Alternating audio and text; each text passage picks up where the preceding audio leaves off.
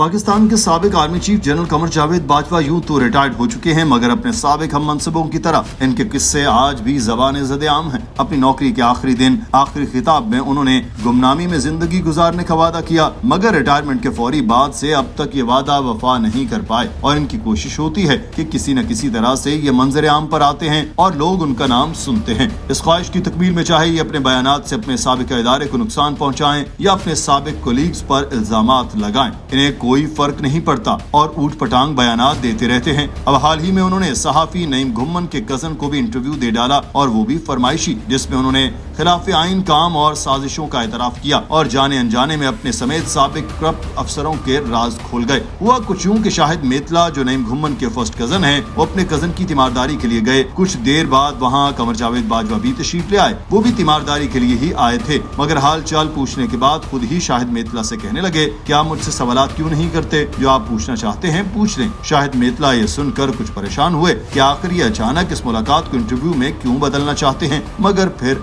मान गए और कमर जावेद से सवालात शुरू कर दिए। उन्होंने पूछा कि क्या मैं आपसे हर किस्म के सवालात कर सकता हूँ। कमर बाजवा ने कहा कि हाँ, जैसे मर्जी करें, मैं जवाब दूंगा, परेशान मत हूँ, लेकिन वादा करें कि ये सवालात आप मीडिया पर शाया भी करेंगे। तो शाहिद मेतला की हैरत और बढ़ गई कि आखिर ऐसी क्या ख्वाहिश है कि गुमनामी से निकलने की कि साबिक आर्मी चीफ के बरक्स ये न सिर्फ इंटरव्यू चाहते हैं बल्कि इसको मीडिया पर शाया करने का वादा भी ले रहे हैं। मगर खैर उन्होंने वजह नहीं पूछी। इससे पहले कि वो सवालात करते, कमर बाजवा खुद ही शिकवे शिकायत करना शुरू हो गए। कहा कि आजकल हामिद मीर और तलत हुसैन मेरे बहुत खिलाफ है। हामिद मीर बहुत छोटे हैं। उन्होंने सहाफी नसीम ज़हरा की जानिब से मुझे शट अप कॉल देने से मुतालिक झूठ बोला। वो औरत है, मुझे क्या शट अप कॉल दे सकती है। 3 अफराद इमरान खान, शेख रशीद और हामिद मीर पाकिस्तान के सबसे बड़े झूठे हैं। तलत हुसैन मेरे खिलाफ इसलिए हैं कि वो समझते हैं कि मैंने उनको नौकरी से निकलवाया, हालांकि ये काम फैज हमीद का है। मैंने तो तलत को नौकरी दिलवाई थी। तलत जब पहली बार फारिग हुआ तो वो मेरे कजन अंजुम बड़ाइच को लेकर मेरे पास आया, तो मैंने जनरल फैज को कहकर इसकी नौकरी लगवाई।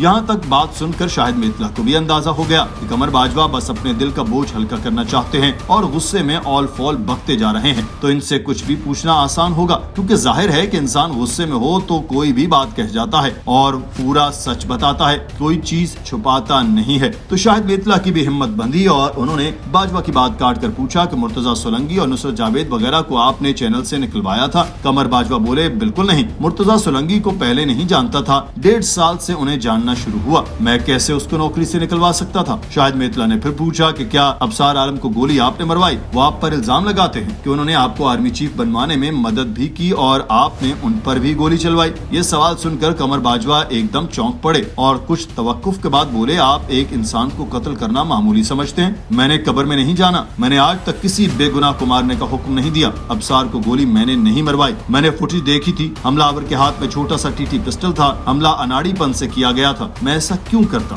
शाहिद मेतला ने पूछा, फिर जनरल इरफान मलिक ने ये करवाया था, क्योंकि अबसार आलम ने उनकी तस्वीर ट्विटर पर लगाई थी। उन्होंने ये काम गुस्से में किया होगा। जवाब दिया, मेरे इल्म में नहीं हो सकता है नीचे के लेवल पर किसी को गुस्सा आ गया हो और उसने ये काम किया हो। मैं तो असद तूर को भी नहीं जानता था। मुझे असद तूर के वाक़े का भी अगले दिन पता चला। आर्मी चीफ को हर चीज की खबर नहीं होती, इसके करने के और बहुत काम होते हैं। मतीउल्लाह जान वाला वाक़या भी एजेंसी ने भोंडे तरीके से किया था। मैंने इस पर जनरल फैज की क्लास ली, फिर मतीउल्लाह जान को छुड़वाया। यहाँ पर शाहिद मेतला ने फिर सवाल करने की कोशिश की, मगर वो कामयाब नहीं हो सके, क्योंकि कमर बाजवा बेरवानी में और बेखुदी के आलम में बोलते ही जा रहे थे। कहने लगे, मुझ पर आजम स्वाति और शहबाज गिल को नंगा करने का भी इल्जाम गलत लगाया गया। मैं 60-62 साल का हूँ। मैं इस उम्र में किसी को नंगा करवाऊंगा। 70 साल के बुजुर्ग आजम स्वाति को नंगा कैसे कर सकता हूँ। ये भी बकवास है। मुझ पर शहबाज गिल को नंगा करने का इल्जाम भी गलत है। मेरा इन चीजों से कुछ लेना देना नहीं है। मैंने कब्र में भी जाना है, लेकिन आजम स्वाति ने मुझे बास्टर्ड तक लिख दिया। पुलिस और FIA भी ऐसे मामलात में अपने इख्तियारात से तजावुज करते हैं। बाज़ औक़ात एजेंसियों में शाह से ज्यादा शाह के वफादार बनने की कोशिश की जाती है। ये निचले लेवल पर होता है। मेरा इन मामलात से कोई ताल्लुक नहीं था। ईमान मज़ारी ने पोस्टर लगाया या जनरल बाजवा बेगैरत है,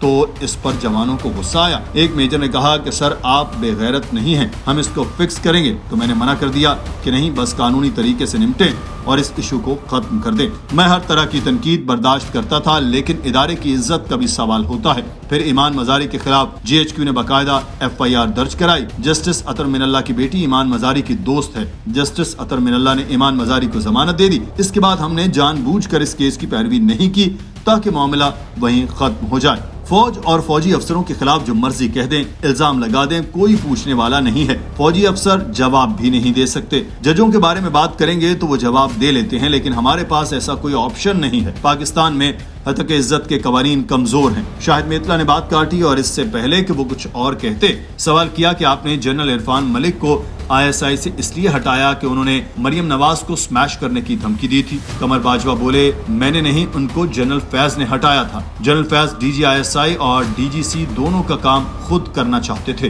مریم نواز کے کمرے کے دروازے توڑنے سے متعلق سوال پر بولے، یہ حکم میں نے نہیں دیا تھا، بریگیڈیئر حبیب اس وقت سیکٹر کمانڈر تھے۔ کیپٹن صفدر نے مزار قائد پر نعرے بازی کی تو عوام، فوجی جوانوں اور میڈیا کا دباؤ تھا کہ ان کے خلاف کارروائی کی جائے، تو جنرل فیض نے مقدمہ درج کرنے کا کہا تھا، مگر نچلے لیول پر کچھ زیادہ ہو گیا۔ پولیس نے جب ریڈ کیا تو کیپٹن صفدر اور مریم نواز الگ الگ کمروں میں تھے، وہ دونوں ایک کمرے میں نہیں تھے۔ اس چھاپے پر نواز شریف نے کوئی فون کیا نہ کوئی شکوہ کیا، ہم نے ذمہ دار افسر کو ہٹا دیا۔ ناظرین، آپ کو بتاتے چلیں کہ قمر جاوید باجوہ نے صحافت میں مداخلت کا اعتراف بھی اسی انٹرویو میں کیا۔ کہنے لگے کہ ہم نے کچھ صحافیوں کو بنایا، ان کو ہم خبریں بھی دیتے تھے، ان سے پروگرام بھی کرواتے تھے۔ ہوا یہ کہ جب فوج کی نون لیگ کے ساتھ لڑائی شروع ہوئی تو ہمیں ایسے صحافیوں کی ضرورت تھی جو ان کے خلاف بات کریں یا ان کے مخالف ہوں۔ اسی طرح ARY کی ہمیں اس لیے ضرورت تھی کہ وہ ہماری بات کرتا تھا۔ چودھری غلام حسین اور صابر شاکر کو تو میں فیلڈ میں بھی ساتھ لے گیا۔ جب فوج نے اپنی پالیسی تبدیل کی تو ہمیں ایسے صحافیوں کو آہستہ آہستہ بتانا چاہیے تھا، آہستہ آہستہ ان کا بیانیہ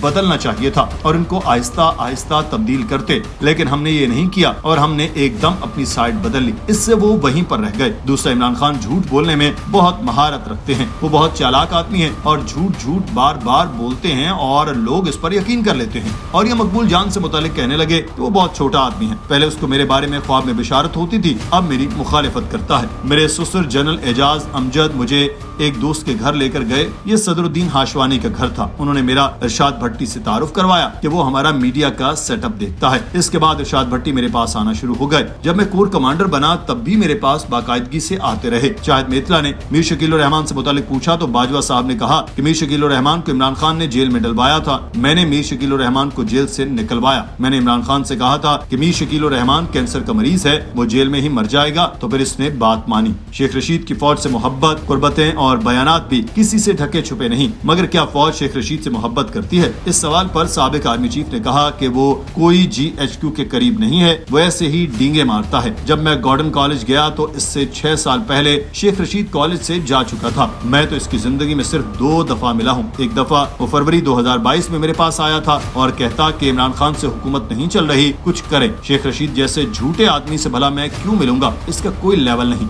بالکل فارغ ہے اور مسلسل جھوٹ بولتا ہے اور ایسے ہی نجومیوں کی طرح تاریخیں دیتا ہے۔ ناظرین، قمر جاوید باجوہ نے آئینی خلاف ورزیوں کا کھلے عام اعتراف کر لیا۔ اب دیکھنا یہ ہے کہ اس پر کوئی رد عمل بھی آتا ہے یا انصاف کے دعوے کرتی PDM کی حکومت اس پر بھی خاموشی کا روزہ رکھ لیتی ہے۔ سیاستدان، صحافی اور دیگر شخصیات جنرل باجوہ کے انٹرویو کو کوئی اہمیت نہیں دے رہے۔ ان کا کہنا ہے کہ جنرل باجوہ کے تازہ ترین بونگے انٹرویو سے صرف ایک چیز ثابت ہوتی ہے کہ آج اگر افسر آپ سے جو غیر قانونی کام کروائے گا، کل وہی سارا الزام آپ پر لگا دے گا۔ لہٰذا عقل مندوں کے لیے اشارہ ہے کہ اب بھی وقت ہے سدھر جائیں۔ آپ کا اس بارے میں کیا خیال ہے کہ کیا قمر جاوید باجوہ نے جھوٹ بولا یا ڈینگے ماری، یا پھر جو بھی بتایا وہ سچ ہے؟ ہمیں کامنٹ میں اپنی رائے سے ضرور آگاہ کیجیے گا۔